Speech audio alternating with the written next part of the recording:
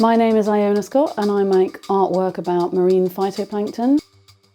These plants produce half the oxygen on the planet, and my aim as an artist is to visualise and magnify these creatures so that we can experience them on a human scale.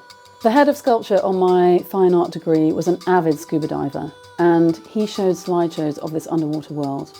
And he lent me a book on the Great Barrier Reef, and in that book I found a photo of a type of marine phytoplankton called Discosphaera tubifera, and I fell in love with this plankton and decided to recreate it on a human scale.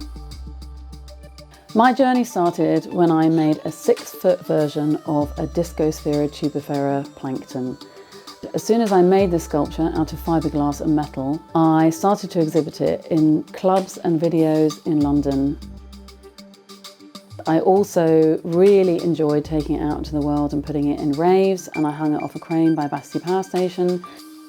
I love the idea of bringing this huge magnified version of an invisible plant and bringing it into our world.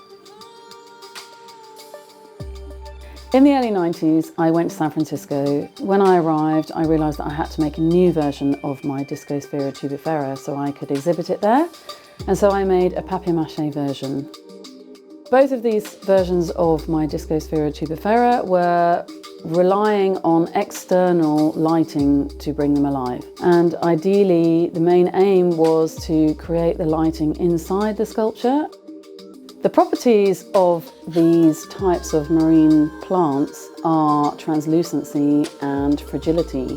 And the only materials that I could find to reproduce these properties were fiberglass and plastic, which were highly toxic materials. And obviously I couldn't use them because of the subject matter. And only recently, in 2015 to 2018, I discovered 3D printing, and this was a revolution because you can actually use materials that are non-toxic to recreate the sculpture, and they had the properties that I was looking for. With 3D printing and LEDs, I was able to bring the lighting element into my sculptures so that they become self-sufficient in their own right. And they can be shown in much larger variety of locations and lighting than would be normally available if they weren't lit. So as the main aim of my work is to promote awareness of these creatures, then making sculptures that were internally lit and became a product in their own right was actually very, very helpful and important to me. So the original idea was to use these beautiful shapes so that people could understand how they look sculpturally and become intrigued by them. And now I've developed 3 different designs with lights inside, and obviously as an object they are intriguing on a level of just as a beautiful object, but also they have a deeper meaning where people will look at the shapes and the object and hopefully will be inspired and intrigued to find out more about them. So after making the paintings, I realised that I could recreate these creatures in 3D animation by 3D modelling them with a computer. And this was the ideal way to recreate the properties of these creatures in 3D, and it was very well suited.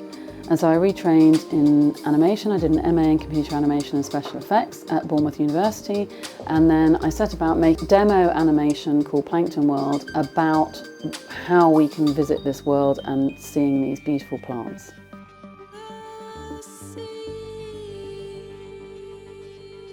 So the medium of computer animation was best suited to portray the qualities of these creatures and also to communicate their physical properties on a large scale so that people could actually experience them in 3D, and with stereoscopic 3D animation that also brought an extra level of 3D immersive contact and experience with these creatures, which is what I really wanted to do.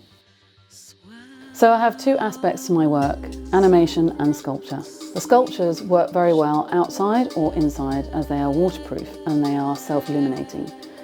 The animations work really well indoors as a room-size projection, or outdoors on screens at festivals, or as a stereoscopic 3D animation.